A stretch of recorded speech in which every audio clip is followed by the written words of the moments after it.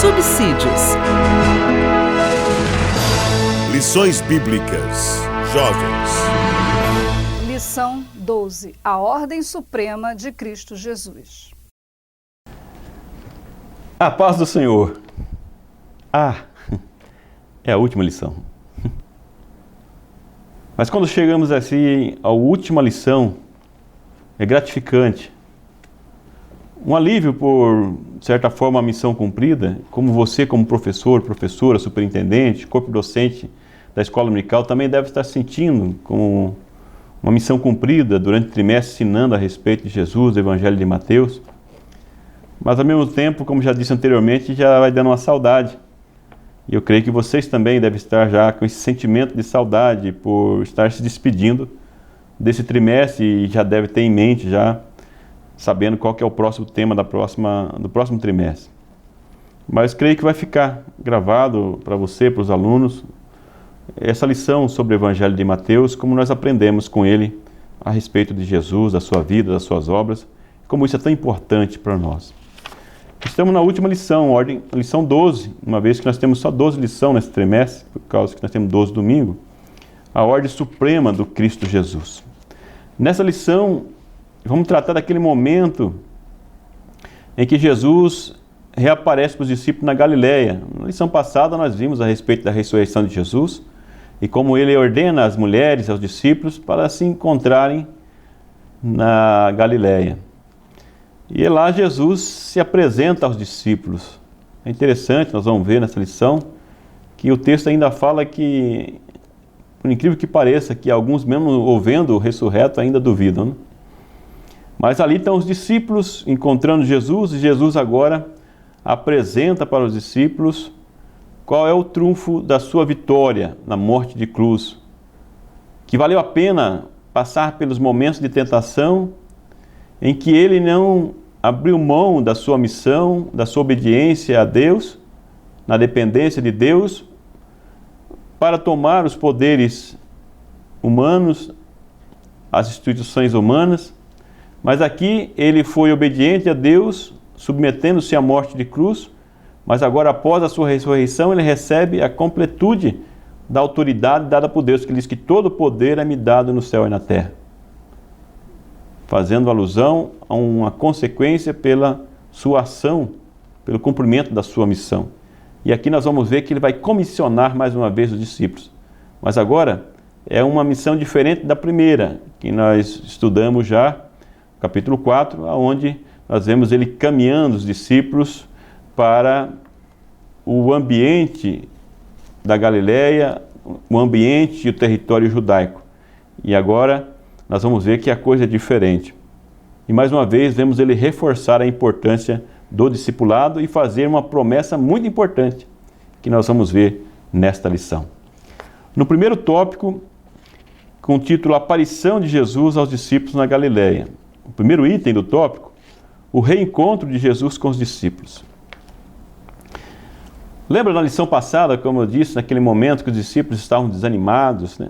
Tristes, abatidos, por causa da morte de Jesus?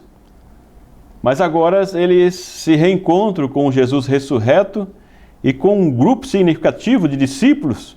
Agora imagine que alegria contagiante desse povo ao reencontrar Jesus.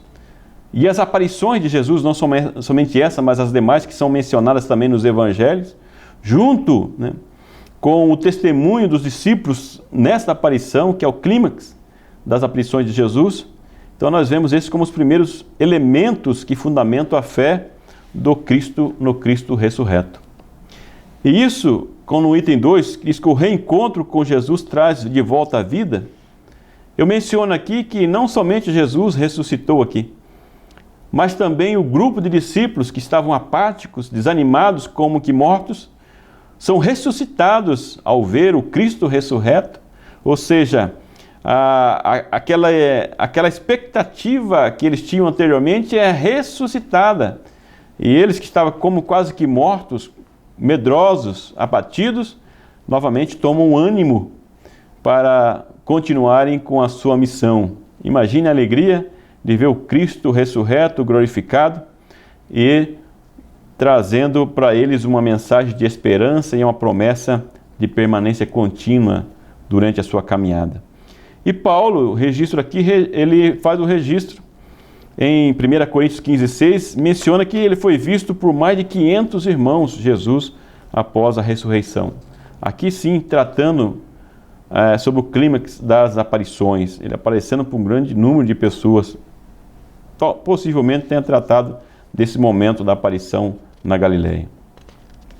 E o item 3, Jesus anuncia a autoridade recebida do Pai. Então aqui ele usa aquela expressão que eu comentei na introdução, é-me dado todo o poder no céu e na terra. Ele faz questão de enfatizar isso aos seus discípulos, aqueles que estavam cabisbaixos, amedrontados, a dizer que se eles andaram com Jesus anteriormente no ministério terreno, e tantos sinais foram realizados através da vida de Jesus e através da própria vida deles, imagine agora Jesus após a ressurreição, onde ele afirma ter recebido todo o poder no céu e na terra. Como disse, a completude do poder que ele recebe. E ele vai investir os seus discípulos para que possam exercer a missão com esse poder. A ascensão de Jesus, citada depois em Atos também, essa figura, usa sentado ao lado de Deus, é uma figura de autoridade que é utilizada pelos judeus. Eu faço uma referência aqui na lição. E o tópico 2 fala sobre Jesus ordena que façam discípulos. Aqui na introdução eu mencionei que, diferente da primeira comissão feita por Jesus com os discípulos, que ordenou que os discípulos evangelizassem no ambiente judaico, no território de Israel. Mas aqui é diferente. Diz fazer discípulos em todas as nações. Não é mais contextualizado dentro do ambiente do povo de Israel, mas todas as nações. Como eu disse, quando eu abordei sobre o capítulo 4, que era um momento, uma situação específica, mas agora não. Agora é para todas as nações. E quando eu uso o termo nações aqui, no original, usa o termo, uma tradução etnias. Não necessariamente quer dizer nações no sentido de países, mas etnias. Por isso que nós podemos fazer missão mesmo dentro do Brasil. Nós temos milhares de etnias dentro do nosso próprio país, que podem ser alcançadas pela pregação do Evangelho e que ainda não foram alcançadas. Essa é uma ordenança de Jesus, como colocamos aqui, como o título da lição, a ordem suprema de Jesus para os seus discípulos e, consequentemente, para a sua igreja. Aí no item 2 fala a relação do mestre e discípulo. Então Jesus comissiona os seus discípulos, mas ele no seu relacionamento demonstrou exemplo de como proceder para os seus discípulos, como dissemos anteriormente, capacitou, treinou os discípulos e agora são revestidos de poder e têm a experiência da visualização, o testemunho de presenciar o Cristo ressurreto, o Cristo vencedor, aquele que era tido como perdedor por causa da sua morte, mas se apresenta como vencedor e fortalecendo os discípulos para dar andamento ou continuidade na sua missão. E o livro de Atos depois vai registrar como que o movimento de Jesus ele foi ampliando, foi crescendo com a ação do Espírito Santo sobre eles. Batizando em nome do Pai, do Filho e do Espírito Santo. Então nós vemos que aqui, diferente da primeira comissão, também Jesus não fala somente para fazer discípulo, para evangelizar, mas também batizar. E agora ele orienta em nome do Pai, do Filho e do Espírito Santo. É o que nós vimos quando estudamos sobre a lição sobre o batismo de Jesus. E o último tópico da lição, a permanência de Jesus no cumprimento da missão. Primeiro item, ensinando a guardar todas as coisas que Jesus ensinou. Aqui quando Jesus ele utiliza o termo orientando para que eles ensinassem a respeito e pregassem o Evangelho, pregassem e ensinassem, ele usa o termo no grego particípio presente, ensinando, demonstrando uma ação contínua, que eles deveriam estar constantemente pregando e ensinando a palavra de Deus. E como ele promete, como ele coloca aqui no item 3, a presença de Jesus, o Emanuel, a sua presença espiritual juntamente com os discípulos, e também uma promessa que se permanece constante com a igreja, dele estar presente, é quando ele, através do seu Espírito Santo, ele também faz lembrar as coisas que nós devemos ensinar. Aqui me faz lembrar aquele texto, e diz que Jesus nos fará lembrar todas as coisas, e às vezes as pessoas vão pregar, só fazendo aqui um parênteses, vão ensinar e às vezes não se dedicam, não se esmeram no sentido de preparar o seu ensino, a sua pregação, dizendo que Deus vai dar para ele. Mas você lembra do quê? Lembra daquilo que você aprendeu. Então os discípulos haviam aprendido aos pés de Jesus, então eles poderiam lembrar o exemplo de Jesus para poder ensinar também. Nós, como não vivemos com ele, temos que estudar, como estamos estudando a respeito de Jesus, para que possamos também transmitir.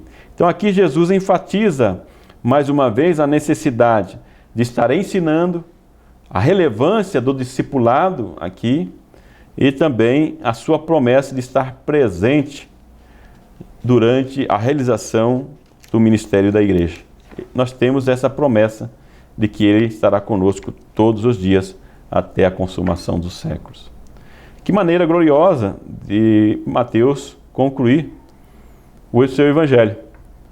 Um Cristo vitorioso, um Cristo ressurreto, comissionando os seus discípulos para ensinar todas as etnias de uma forma contínua e batizando-as, com um ritual que demonstra que as pessoas passaram por uma justificação, uma mudança de vida, e Jesus promete estar presente todos os dias conosco nessa nossa caminhada. Que glorioso é para nós, como servo de Deus, uma igreja de Cristo, recebermos essa promessa. Mas o que nós aprendemos nessa lição? Vamos mais uma vez relembrar? Em primeiro lugar, nós aprendemos que no reencontro de Jesus com seus discípulos na Galileia, ele revela ter recebido do Pai a completude do poder.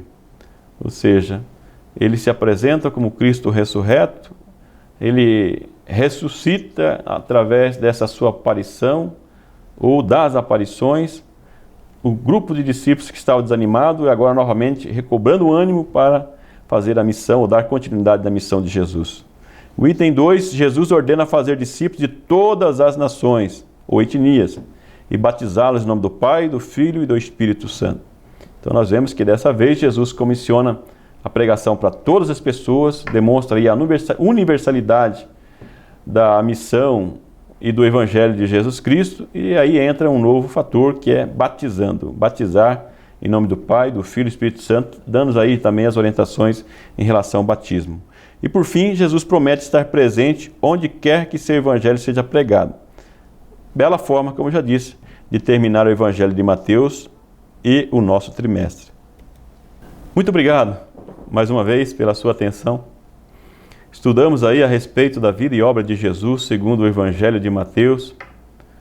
Vimos lá a caminhada de Jesus desde o início. Jesus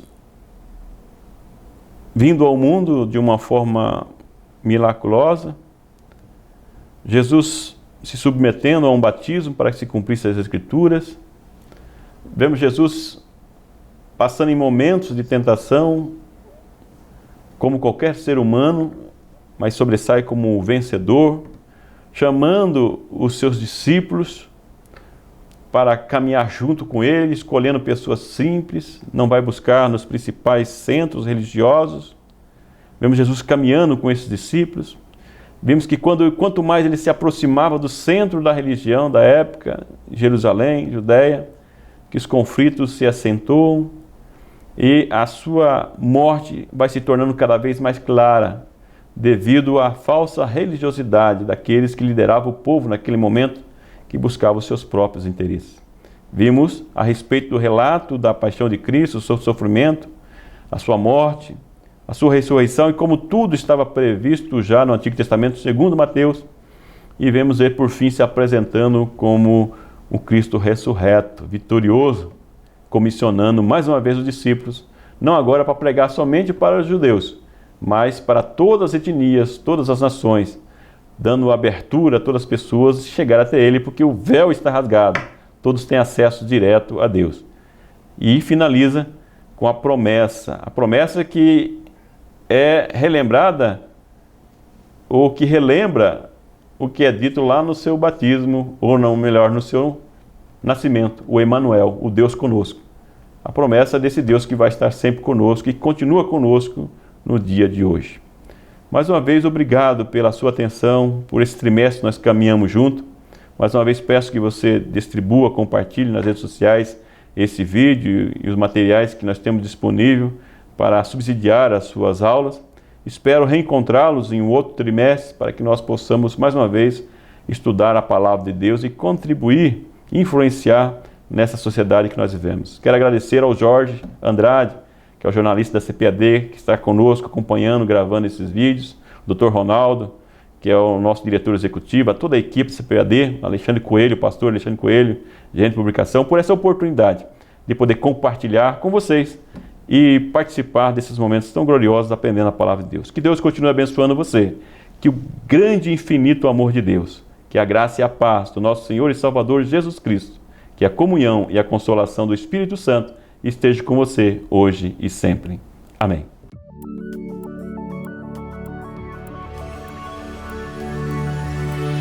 CPAD, a editora da Escola Dominical.